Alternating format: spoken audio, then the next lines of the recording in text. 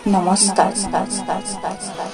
দেশ মাতৃ সেৱাৰ মনোবিৰুদ্ধিৰে সুদূৰ কাশ্মীৰ সীমান্তত থকা এগৰাকী জাগ্ৰত প্ৰবল যুৱ লিখকে কিছু সময় উলিয়াই নিজৰ ভাৱিক চিন্তাৰে লিখি উলিয়াইছে কেইবাটাও কবিতা। তাৰে এটি কবিতা পাঠ কৰাৰ ক্ষুদ্ৰ প্ৰয়াস কৰিছোঁ। নিসংগতাৰ পুৱা। বেলিটোৱে কিবা এটা কৈ যায়, দি যায় এক নতুনত্বৰ সন্ধান। কাৰোবাৰ বাবে সুখৰ, কাৰোবাৰ বাবে দুখৰ বতৰা। মনত পেলাই দিয়ে আপোন ঘৰখনলৈ। আয়ে হাতত চাহ কাপ লৈ মৰমেৰে বিচনাৰ পৰা উঠাই দিয়া মুহূৰ্তলৈ।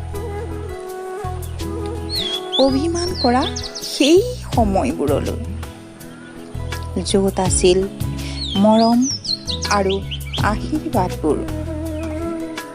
বৰকৈ আমনি কৰে ঘৰৰ আগফালৰ সেই আহঁত গছজোপাই। দেউতাই পুৱাতে বহুৱাই শিকাইছিল মানৱতা আৰু ভাতৃত্ববোধ। এতিয়াচোন সকলোবোৰ নিসংগতা হৈ পৰে। চাৰিওফালে কেৱল মাত্ৰ এটাই দৃশ্য, আতংকময় আৰু অশান্তিময়। আপোন পৰ বুলি কোনো নাই, পাইছোঁ কেৱল নিসংগতাৰ জীৱন। শিকিছোঁ সকলোবোৰ ত্যাগ কৰাৰ, হৈ পৰিছোঁ আপোনজনৰো আলহী।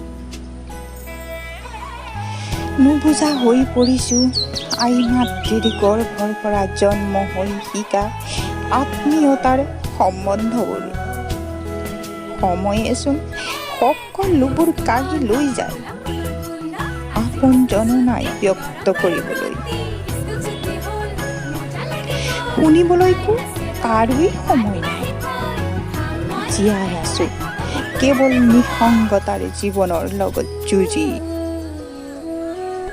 নাজানো আৰম্ভ কি শেষ ক'ত, অপেক্ষা মাথো সন্ধিয়া মুহূৰ্তলৈ। ধন্যবাদ।